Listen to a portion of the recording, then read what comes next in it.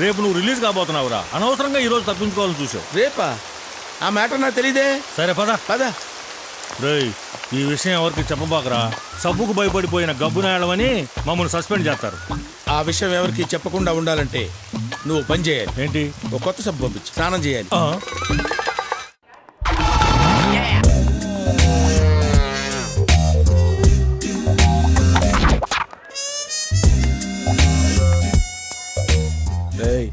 అన్న వస్తున్నాడు రా.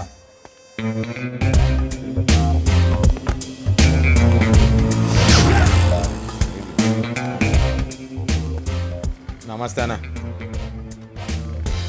దండా చిన్నదే, దండం చిన్నదే. నాకు రెస్పెక్ట్ కావాలి. దానికి పైసలు కావాలి. నేను జీకే గండి కలవాలి. అన్నయ్య జీకే అన్న ఇంట్లో పార్టీ. ఎందుకు కొట్టానో తెలుసా? జీకే గండి జీకే అన్న అన్నందుకు. అన్నది ఆడు కదన్నా. ఏ నిన్ను కొట్టకూడదా? ఆఫ్టర్ ఆల్ ఆ జీకే గడు పిచ్చి బచ్చానా కొడుకురా. వాడికి దాదాగిరి దందాగిరి నేర్పింది నేనేరా. ఫంక్షన్కి ఇన్విటేషన్ ఉందా? ఇన్విటేషన్ లేకపోతే నేను వెళ్ళనని మీకు తెలుసు కదా. అవునన్నా. అరే పెన్ను పేపర్ తీసుకో. బ్రహ్మం అన్నకి జీకే గడి ఆహ్వానం. అన్నా సాయంత్రం ఫంక్షన్కి నువ్వు తప్పకుండా రావాలన్నా. నీ కాల్ముక్త రాసావా? కాల్ముక్త అన్నప్పుడు వెళ్ళాలి కదరా.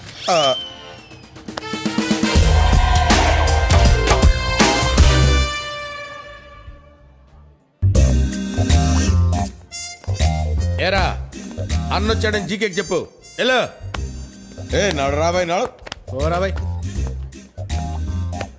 ఏరా గోవర్ధన్, భార్య పిల్లలు బాగున్నారా? అదేరా నీ భార్య నా పిల్లలు. ఏం చేయాల కన్నా? వీడు జీకే అన్న చుట్టం, అందుకే వీడు వాగుడంతా భరించాలి. Hey brother, welcome welcome welcome. మూడొచ్చింది, వచ్చేసిన. నీకు మూడు రాకపోయినా నిన్ను వదిలేవాడిని కాదులే బ్రదర్. అట్నా? ముందుగా వచ్చింది నేను. ఆ జీకే గాడికి నేను కనపడలేదు, ఆడు కనపడ్డాడు. నువ్వు జరంత పొట్టి కదానా, అందుకే కనిపించుండవు. పొట్టి గిట్టి అన్నా ఉంటే తట్టలో పెట్టి గుట్టలో పడేస్తాను రే. నువ్వు నా కింద పనిచేయక్కర్లేదు బ్రదర్, నాతో కలిసి పనిచేయి. నా మాట విను. నేను డబ్బు మాట మాత్రమే వింటా. మనం చేసే ప్రతి పనికి నీకు పర్సెంటేజ్ ఉంటుంది. పనిలో రిస్క్ పెరిగే కొద్దీ అమౌంట్ మౌంట్ అవుద్ది. నువ్వు నాతో ఉంటే సిటీలో పెద్దన్న తరువాత మనమే కింగులమవుతాం. కింగ్ అనేవాడు ఒక్కడే ఉంటాడు, ఒకళ్ళ తర్వాత కింగ్ అనేదేలే పొంగే. నువ్వన్న మాట నిజమే బ్రదర్. సిటీలో పెద్దన్నతో పెట్టుకొని ఎవ్వడు బతకలేడు. నేను భగవాన్తో పెట్టుకోపోవడానికి కూడా కారణం అదే. భగవాన్ వెనక పెద్దన్నున్నాడు. భగవాన్తో పెట్టుకుంటే పెద్దన్నతో పెట్టుకున్నట్టే అవుతుంది. పెద్దన్నకి సిటీలో 20 years హిస్టరీ ఉంది. సనత్ నగర్ మర్డర్స్తో వెలుగులోకొచ్చాడు.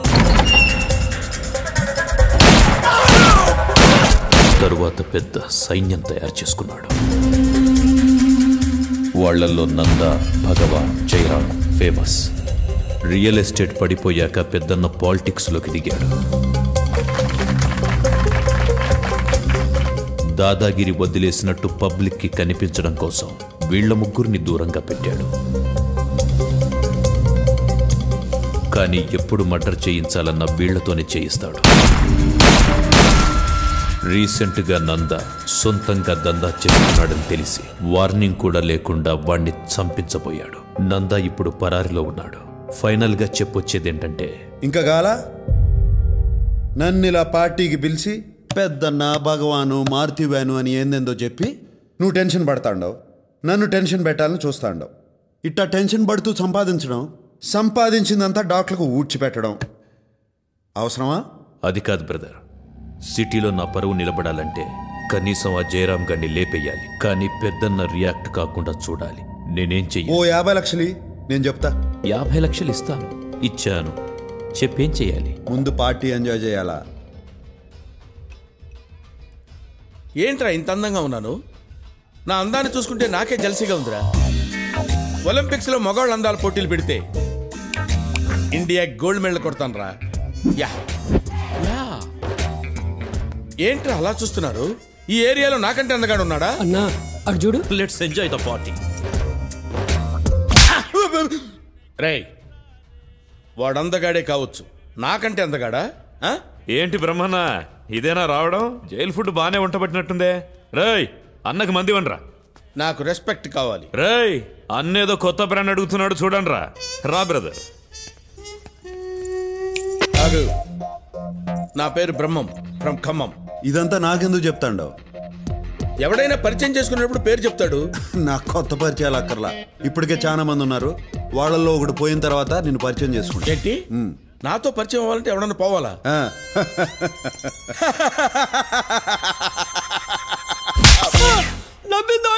నువ్వు కొట్టరావండి. అన్నా ఆ. మేడం నేను పిలుస్తున్నారు. మేడం మీద ఉన్నారు. ఎవర్రా ఈ మేడం మీద ఉన్న మేడము? మెల్లగా అన్నా. మేడం జీకే అన్న పార్ట్నర్ పార్థసారథి గారి కూతురు. ఆయన ఇప్పుడు లేడు, పైకి పోయాడు. ఇంకా పైకన్నా. అన్నా